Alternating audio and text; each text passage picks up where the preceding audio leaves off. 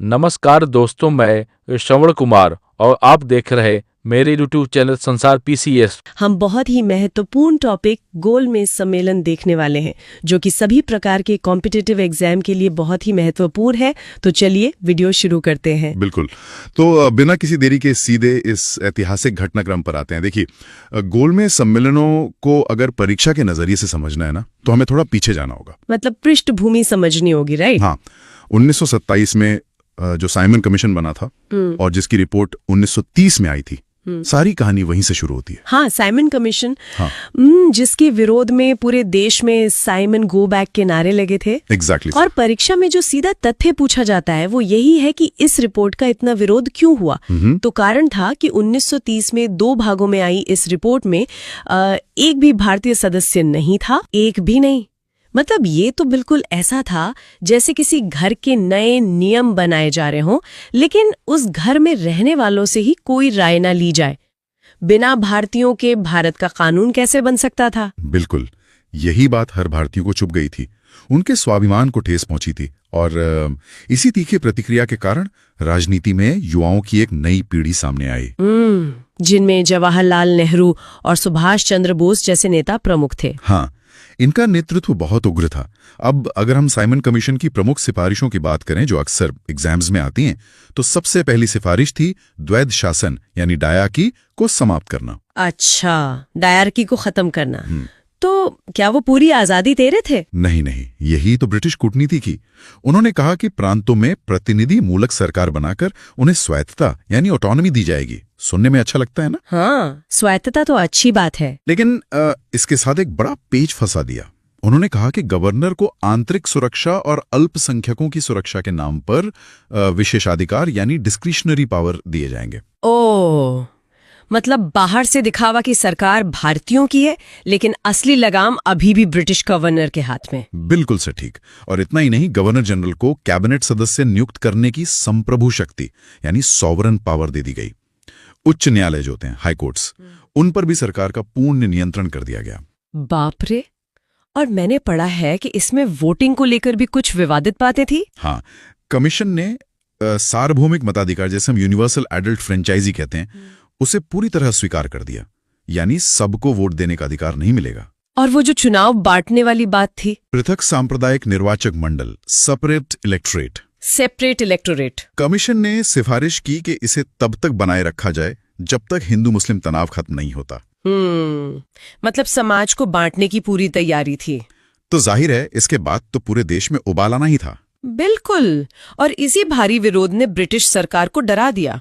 उस समय ब्रिटेन में लेबर पार्टी की सरकार थी और रैमजे मैकडॉनल्ड प्रधानमंत्री थे।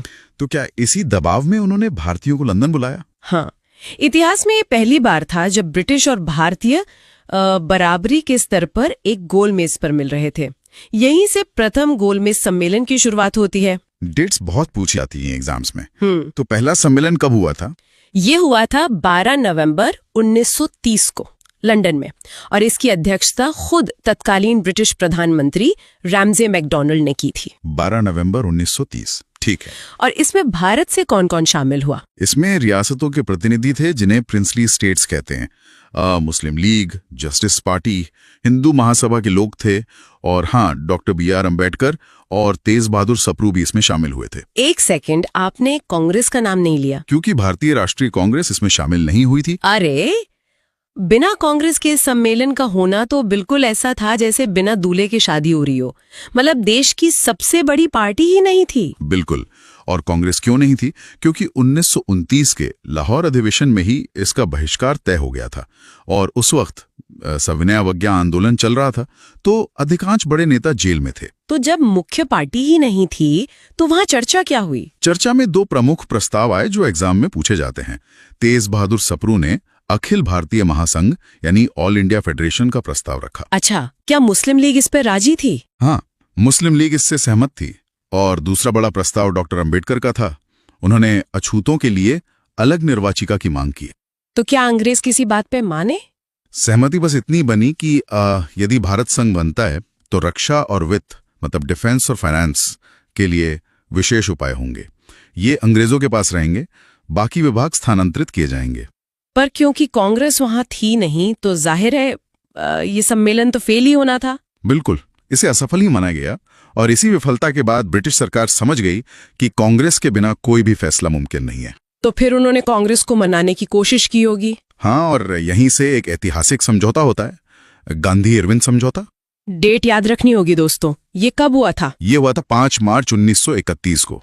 5 मार्च 1931। इसमें शर्तें क्या थीं? समझौते में तय हुआ कि कांग्रेस अपना सविनय अवज्ञा आंदोलन खत्म करेगी और दूसरे गोलमेज सम्मेलन में भाग लेने लंदन जाएगी। और बदले में अंग्रेजों ने क्या दिया? सरकार ने वादा किया कि वे सभी दमनकारी अध्यादेश वापस ले लेंगे और जितने भी अहिंसक राजनीतिक बंदी हैं उन्हें रिहा कर देंगे। तो इस तरह रास्ता साफ हुआ द्वितीय गोलमेज सम्मेलन का। ये कब शुरू हुआ? ये शुरू हुआ 7 सितंबर 1931 को, वही लंदन में, और अध्यक्ष वही रैमसे मैकडोनाल्ड। इस बार तो कांग्रेस की तरफ से प्रतिनिधि गए होंगे। हाँ, महात्मा गांधी ने अकेले कांग्रेस का प्रतिनिधित्व किया। इसके अलावा डॉक्टर अंबेडकर, मुस्लिम लीग, हिंदू महासभा, ये सब तो मौजूद थे ही। तो वहां मेज पर गांधी जी ने क्या मांग रखी? गांधी जी ने बहुत स्पष्ट रूप से राष्ट्रीय और प्रांतीय स्तर पर तत्काल जिम्मेदार सरकार की मांग की, लेकिन असली टकराव किसी और बात पर हो गया। अच्छा, कौन सी बात? टकराव हुआ पृथक निर्वाचिका को लेकर।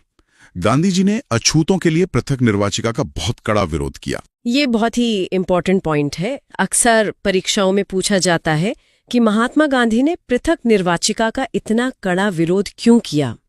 देखिए, गांधी जी का स्पष्ट तर्क था कि अछूत हिंदू समाज का ही हिस्सा हैं, वे अल्पसंख्यक नहीं हैं। उनका मानना था कि अगर अलग निर्वाचिका दे दी गई तो भारतीय समाज हमेशा के लिए बढ़ जाएगा। मतलब वो समाज को टूटने से बचाना चाहते थे। बिल्कुल, और उन्होंने सिर्फ अछूतों के लिए ही नहीं बल्कि मुसलमानों और अन्य अल्पसंख्यकों के लिए भी विशेष निर्वाचन क्षेत्रों को अनावश्यक बताया। तो इस मतभेद का नतीजा क्या निकला सम्मेलन में? नतीजा ये हुआ कि कांग्रेस और अल्पसंख्यकों के बीच मतभेद बहुत बढ़ गए। ब्रिटिश सरकार तो यही चाहती थी। सम्मेलन के अंत में 2 नए मुस्लिम बहुल प्रांत बनाने की बात हुई, उत्तर पश्चिमी सीमांत प्रांत यानी NWFP और सिंध। और बाकी मुद्दों का क्या हुआ? मताधिकार, वित्त और राज्यों के लिए बस समितियां बना दी गई। कुल मिलाकर देखा जाए तो कोई ठोस नतीजा नहीं निकला। यानी दूसरा सम्मेलन भी एक तरह से बिना किसी बड़े नतीजे के खत्म हो गया। बिल्कुल, और जब गांधी जी खाली हाथ भारत लौटे तो उन्होंने देखा कि हालात फिर बिगड़ गए हैं। ब्रिटिश सरकार ने डोमिनियन स्टेटस की तत्काल मांग ठुकरा दी थी। तो गांधी जी ने फिर से आंदोलन शुरू कर दिया होगा। हाँ, उन्होंने आंदोलन फिर शुरू किया, जिसके नतीजे में गांधी जी फिर गिरफ्तार हुए और ब्रिटिश सरकार ने कांग्रेस को ही अवैध घोषित कर दिया। बाप रे, हालात फिर से वही 1930 वाले हो गए। तो ऐसे माहौल में तीसरा गोलमेज सम्मेलन कैसे हुआ? बस अंग्रेजों ने औपचारिकता पूरी करने के लिए तीसरा और अंतिम सम्मेलन बुलाया 17 नवंबर 1932 से 24 दिसंबर 1932 तक। इस बार कौन कौन गया? इस बार मात्र 46 प्रतिनिधियों ने भाग लिया। कांग्रेस को तो आमंत्रित ही नहीं किया गया। डॉक्टर अंबेडकर दलित वर्ग की तरफ से और रियासतों के राजकुमार या दीवान शामिल हुए। जब कोई बड़ा नेता था ही नहीं तो चर्चा किस बात पे हुई ना?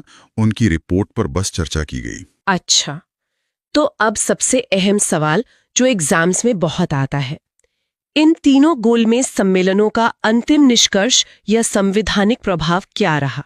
इसका प्रभाव बहुत बड़ा था। मार्च 1933 में ब्रिटिश सरकार ने इन तीनों सम्मेलनों का निचोड़ निकालते हुए एक श्वेत पत्र जारी किया। श्वेत पत्र मतलब व्हाइट पेपर? एकदम सही। जो ब्रिटिश सरकार का राजपत्र होता है। एकदम सही। और परीक्षा के लिए सबसे जरूरी तथ्य यह है कि इसी श्वेत पत्र के आधार पर 1935 का भारत सरकार अधिनियम यानी गवर्नमेंट ऑफ इंडिया एक्ट 1935 बना। अरे वाह!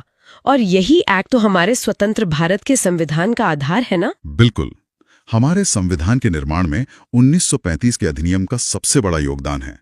इसके कई प्रावधान तो हूबहू हमारे संविधान में लिए गए हैं। मतलब ये जो गोलमेज सम्मेलन थे वो अप्रत्यक्ष रूप से हमारे संविधान की नींव है? 100%।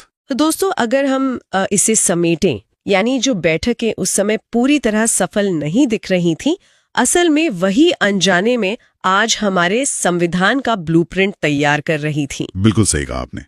तात्कालिक विफलता असल में एक बड़ी नींव बन रही थी। दोस्तों, जाने से पहले एक सवाल पर जरूर विचार कीजिएगा।